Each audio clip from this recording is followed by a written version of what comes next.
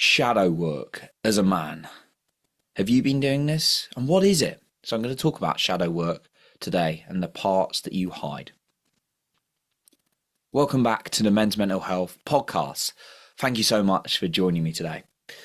So shadow work is something I've done a bit of work of. I've had a couple of men's coaches. I've done multiple men's groups and a lot of deep work, right? A lot of healing work, all sorts of things like that. I'm not saying I'm the expert, but again, these are always my experience, what I'm going through and just sharing with you.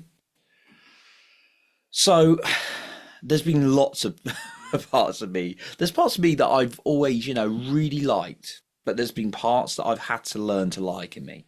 And what shadow work's about, if you're not familiar, is about looking at what you're hiding away from yourself, that you're not feeling good about, that you're dismissing, that you don't want to look at. Maybe some difficult emotions, maybe some traumas, maybe a part of you that you just wish wasn't there. But the thing is, when I've pushed that away, the more it's impacted my relationship with myself and the less quality my life was, because I've not developed that relationship myself. So the more shadow work you can do and shine out those challenging things in you, the more you can love yourself. Now, for me, it's been things like I didn't like the people-pleasing part of me. And I've got better with it over time. Because I like people. I like to be liked.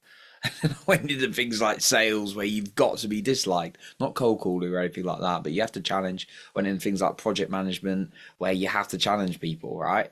And I was hiding the part of me that was like people pleasing, wanting to be nice. But actually I had to put that in the light and realize that is just me wanting some validation, because really I didn't love myself enough. And when I could look at that, that's when my relationship with myself boosted, and therefore that's when I was able to challenge more, create in the right way, create more effective relationships, and really grow in my career and in my business when I looked at it. There's been something else, like a health thing for me that I won't dive into, but I've shone the light on it. People close to me I've talked about, not too many, but there's something that I hid away from myself for ages in my health. And then I remember sharing it with a coach, and then another coach, and another coach, and then someone very close to me. And when you shine the light on those things, that really improves your relationship with yourself. And therefore you're like, look, I'm not hiding it. I love all of me and I'm going to do it. And yeah, there's a risk that when you're vulnerable, when you're open, that someone may not like it. But you know what? It boosts your relationship with yourself even more. Right? So a shadow, and how do we bring that out? I want to give you some questions really to think about doing this shadow work, because what is the benefit of shadow work? It is increasing your relationship with yourself. It is removing energetic blocks from allowing you to be fully you and moving forward. So that's the benefit of shadow work for me, and I really, really want to talk about it today. Okay, so the first question I would ask yourself to uncover the shadows or the things that are blocking your energy, that are hiding from yourself. You could hide all of the parts of you, but you're not going to be authentically you, 100% you, and your energy's not going to flow as effectively. Therefore, you're not going to be as productive, you're not going to have as good relationship. So actually, not pulling out the shadows is not beneficial for you, even if it is tough. It's like a bit of discomfort for more pleasure and joy in life, right? So, number one, where do you sabotage? Be very honest with yourself. For me, I've got to be honest, in my life, it's been money a lot. And I'd also say dating relationships in the past has been one. And there was a connection there. It was self-worth, it was self-love. And it's something I'm still working on now, right?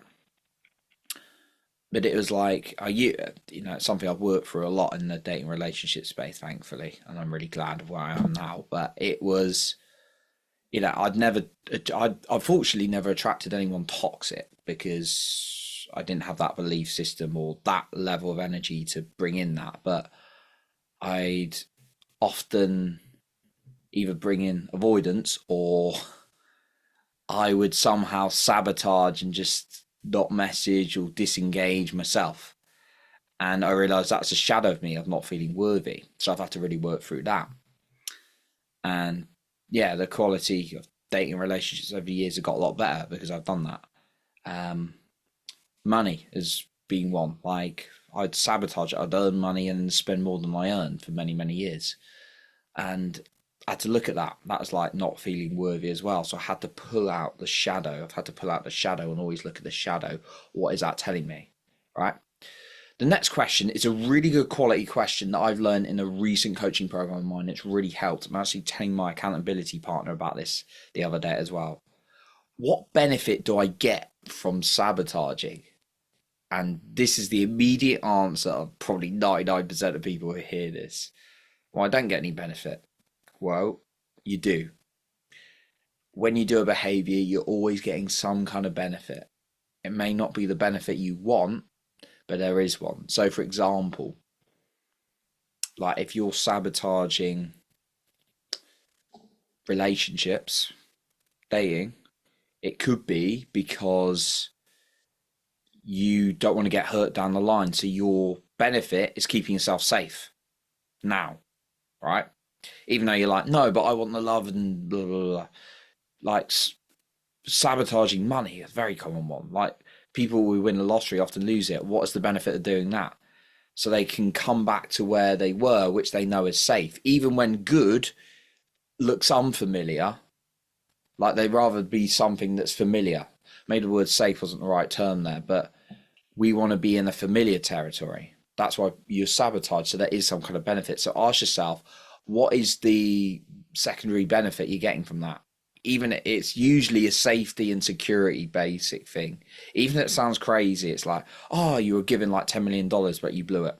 It's like, oh, what benefit do you get by blowing that? You'd be like, I don't get any benefit by doing that. That's stupid. Like if you say $10 million, but no, actually the benefit you could have got is getting back to what's familiar, which is like a lack of money or your standard level of money, right? Because that's, and your survival system wants that familiarity until you retrain it otherwise, okay?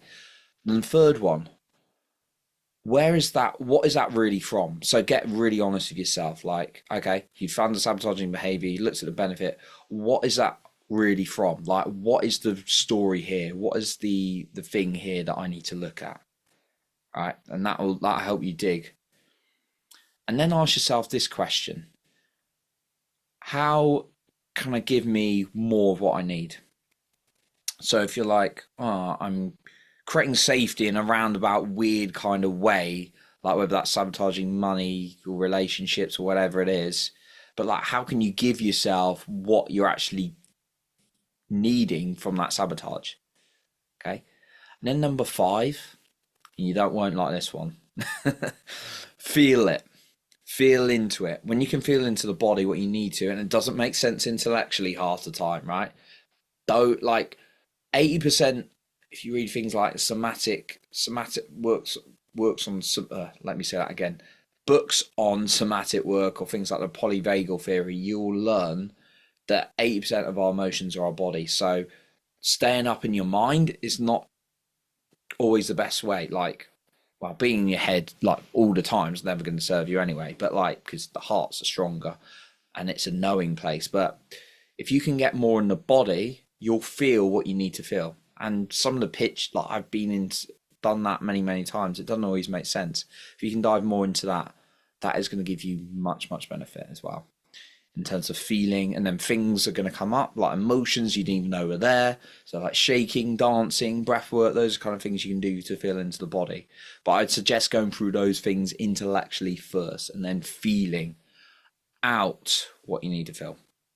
So that's what I want to talk about on the shadow today, because I feel it's a very, very important topic that we avoid.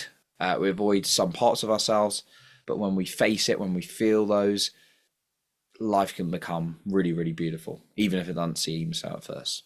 So thank you for listening. I appreciate you for being here. And remember to lead with your heart and not with fear.